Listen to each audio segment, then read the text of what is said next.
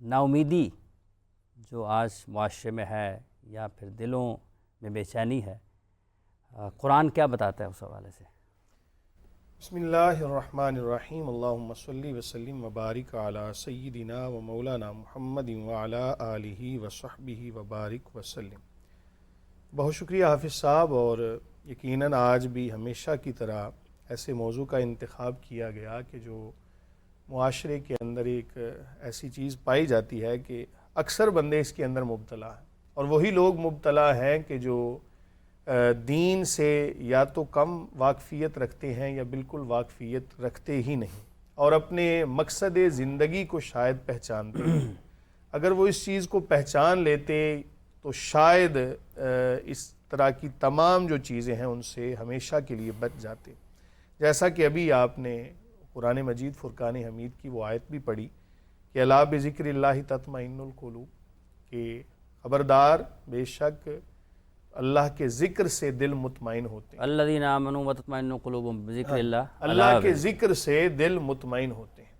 اب اللہ تعالیٰ نے خود ہی اس کی دوا بتا دی کہ کوئی بندہ اگر مایوس ہے، پریشان ہے، تو وہ اللہ کا ذکر کرے۔ اب ذکر خدا سے کئی چیزیں مراد ہیں، ایک تو یہ ہے کہ نماز پڑھے، وہ بھی ذکر خدا ہے۔ اسی طرح قرآن کی تلاوت کرے، وہ بھی ذکر خدا ہے۔ اس کے علاوہ زبان سے اللہ تعالیٰ کے نام کا ورد اپنی زبان کے اوپر چلائے، یہ بھی ذکر خدا ہے۔ تو اگر ان چیزوں کو مد نظر رکھتے ہوئے اللہ تعالیٰ کا ذکر کرتا ہے تو میرا خیال ہے اس مایوسی سے، پریشانی سے، تکلیف سے، دکھوں سے، ہر قسم کی پریشانیوں سے نجات حاصل کر سکتا ہے۔ جہاں تک ہم دیکھتے ہیں کہ قرآن مجید فرقان حمید نے ایک مقام پہ فرمایا کہ الذی خلق الموت والحیات لیبلوکم ایکم احسن عملا، کہ اللہ تعالیٰ نے موت اور حیات کو اس لیے تخلیق فرمایا تاکہ پتہ چلے تم میں سے کون نیک اعمال کرتا ہے، اچھے اعمال کون کر کے آتا ہے۔ تو اصل تو مقصد جو زندگی کا تھا وہ تھا اللہ تعالیٰ کی احسن عملا، اچھے اعمال کرنا۔ تو اگر کوئی بندہ اپنے مقصد سے ہٹ جائے تو پھر پریشانی کا، شکوے کا وہ جناب ایک مظاہرہ کرے اور یہ کہے جی میں پریشان ہوں، تو سب سے پہلے یہ دیکھے وہ اپنے مقصد سے ہٹ گیا۔ جب کوئی بھی چیز حافظ صاحب اپنے مقصد میں کام کرتی ہے نا تو وہ مطمئن رہتی ہے۔ جب بھی آپ کسی چیز کو اس کے مقصد سے ہٹا دیتے ہیں تو وہ چیز پریشانی اور اس طرح کے معاملات سے دوچار ہو جاتی ہے۔ تو جب انسان نے اپنی زندگی کا مقصد اس کو پسے پشت ڈال دیا تو یہ ساری چیزیں سامنے آئیں۔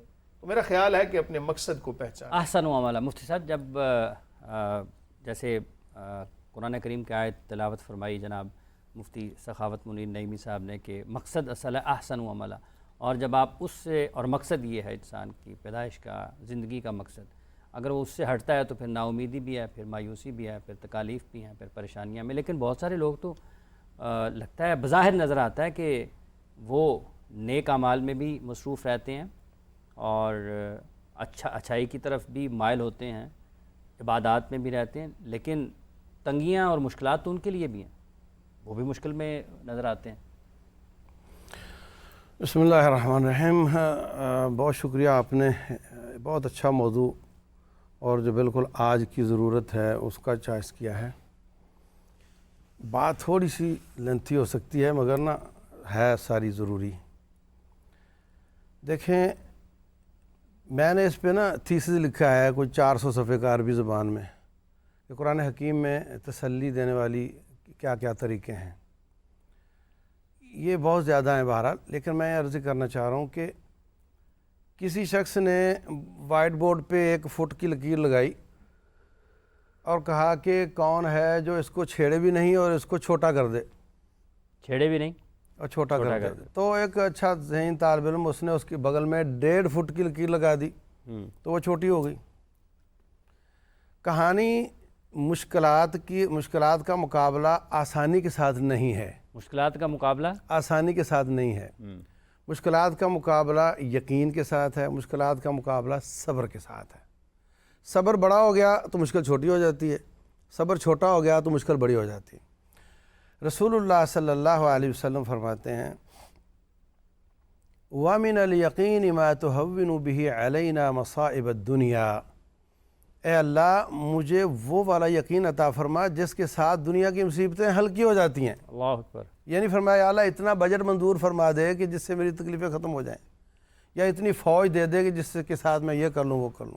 وہ یقین دے دے. اب میں مثال دیتا ہوں آپ کو. وہ یقین عطا فرما دے جس سے مصائب دنیا کم ہلکے ہو جاتے ہیں. ہلکے ہو جائیں. اب میں مثال دیتا ہوں آپ کو. 12 فٹ سے اگر آپ سے کہوں چھلانگ لگا دو تو کریں گے؟ نہیں کریں گے. نہیں کریں گے. اگر میں کہتا ہوں میں آپ کو لاکھ روپے دیتا ہوں میں پھر بھی نہیں کروں گا. اچھا میں 10 لاکھ دیتا ہوں. میں پھر بھی نہیں کروں گا. کروڑ دیتا ہوں. میں پھر بھی نہیں کروں گا.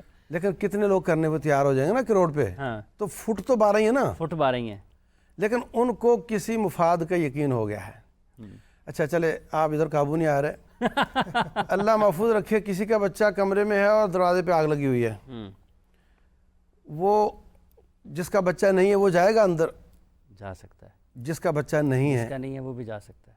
میں کہہ رہا ہوں کہ روٹین میں مجھے کیا پڑی جانے کی. ہاں لیکن جس کا بچہ ہے وہ تو بغیر کچھ دیکھے چلا اس کو جائے گا. آگ نظر نہیں آئے گی نا. اس کو بچہ نظر آئے گا. ہاں بالکل یہ بات ہوتی ہے. جب آپ کا ٹارگٹ بڑا ہوتا ہے، جب آپ کو کسی مفاد کا یا کسی شر سے بچنے کا یقین ہوتا ہے تو مصیبتیں ہلکی ہو جاتی ہیں.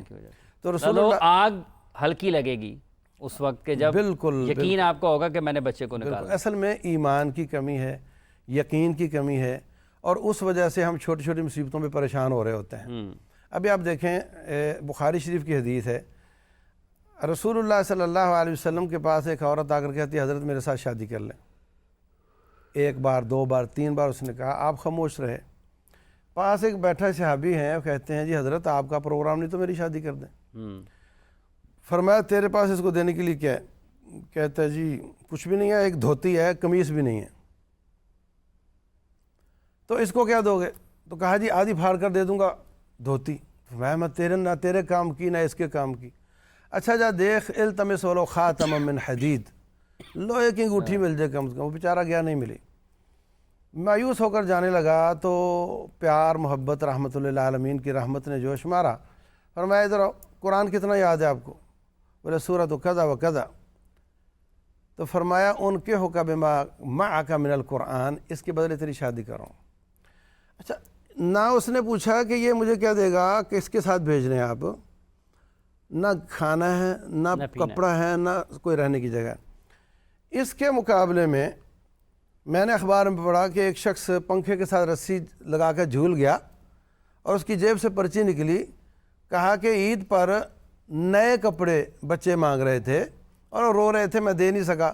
تو میں نے سوچا ایسی زندگی کا کیا فائدہ کہ جس میں نئے کپڑے نہیں لا کے دے سکتا. کپڑے ہیں، بچوں کے کپڑے ہیں، گھر بھی ہے، بیوی بھی ہے، مگر نئے نہیں ہیں. اب ہوا کیا؟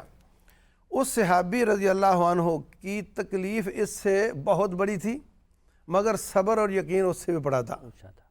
اور اس کی تکلیف اس کے مقابلے میں بہت چھوٹی تھی، مگر صبر اور یقین اس سے بھی چھوٹا تھا. تو یہ پنکھے کے ساتھ جھول گیا. یہ ہے اصل تک کہانی. آپ پوچھتے ہیں اصل کہانی یہ ہے کہ اگر آپ کا یقین مضبوط ہے تو مشکل چھوٹی ہے. ایک چھوٹی سی بات ہے. کتنا بڑا سوال کرتے ہیں ہم لوگوں کے بارے میں، یار میری لاکھ روپے تنخواہ ہے اور یہ مولوی بیچارہ 25,000 روپے کیسے گزارا کرتا ہے. ہوتا ہے سوال. ایک ہی جواب ہے کہ اس کو اللہ تعالیٰ نے وہ یقین اور لگن دی ہوئی ہے کتاب و سنت کی برکت سے جو تیرے پاس نہیں ہے، اور تو اس لاکھ کو بھی چھوٹا سمجھتا ہے، وہ اس کو بھی بہت بڑا سمجھ رہا ہوتا ہے. تو ہمیں اپنے لوگوں کو قرآن سنت پڑھ کر یقین بڑھانا چاہیے اور صبر سیکھنا چاہیے، اور یہ سمجھنا چاہیے کہ میری پوزیشن کیا ہے، میری اوقات کیا ہے. مثال کے طور پہ ایک آدمی کا بیٹا فوت ہو جاتا ہے، ہو جاتے ہیں لوگوں کے. وہ کہتا ہے یہ کیا ہوا، صبر ہی نہیں آ رہا، روتا ہی جا رہا ہے، صبر نہیں آ رہا. کبھی ہم نے اپنی اوقات دیکھی ہو کہ یہ جو مرغیاں ذبح کر رہا ہے، آپ اس کے پاس کھڑے ہو کر کہیں یہ نہیں کرو وہ والی کرو، پھر وہ کوئی اور گاہک آ جائے آپ کہیں یہ نہیں کرو وہ کرو، مانے گا آپ کی بات؟ نہیں مانے گا. تو وہ مرغیوں کا مالک ہے اور وہ ترتیب اپنی لگا رہا ہے، تیری ترتیب نہیں مان رہا. اور جو رب ہم سب کا مالک ہے اس کی اپنی ترتیب ہے. تو کون ہوتا ہے کہنے والا جی میں اس کی جگہ پہ چلا جاتی، میری زندگی اس کو مل جاتی؟ کیوں بھائی؟ اللہ پر یقین، تقدیر پر یقین، اور کتاب و سنت کا مطلب سمجھنا، اور صبر کا اور اسٹیمنے کو زیادہ کرنا، یہ اصل کہانی ہے. لیکن یہ جو صبر ہے، یقین ہے، یہ بھی تو اللہ کے ذکر اور اللہ کی یاد سے ممکن ہے نا جی. صرف خالی ذکر سے نہیں. ہاں اعمال سے. مطلب میں بتاؤں گا اعمال میں بھی نبی صلی اللہ علیہ اچھا وسلم. ایک کالر لے لیں. ہاں بالکل. ایک کالر لے لیتے ہیں. جی السلام علیکم جی. کون صاحب محترمہ کہاں سے ہیں؟ بشرا لاہور سے بات کر رہی ہوں. جی جی فرمائیے. میرا سوال یہ ہے کہ مجھے نا انزائٹی کا بہت ایشو ہے. ان the past in my life میں نے کوشش بھی کی ہے سوسائڈ کی, اور انزائٹی کی وجہ سے یہ تھاٹس بہت زیادہ آتے ہیں کہ انسان اتنا ہوپ لیس فیل کرتا ہے کہ اس کو لگتا ہے کہ اس سے بہتر کوئی راستہ نہیں ہے. تو ہم اس چیز کو کیسے مطلب کور کر سکتے ہیں کہ ہم اس حد تک نہ جائیں, سوسائڈ کی حد تک, ڈپریشن کی وجہ سے. انزائٹی ٹھیک ہے. ابھی وہ ذکر فرما رہے تھے مفتی صاحب اسی ایک چیز کا جس میں آپ نے خبر کا ذکر کیا کہ ایک انسان. بہت شکریہ محترمہ, آپ کا جواب لیتے ہیں کہ ایک شخص جو ہے وہ اس نے پنکھے سے جھول گیا کہ بچوں کو نئے کپڑے تھے لیکن نئے نہیں تھے,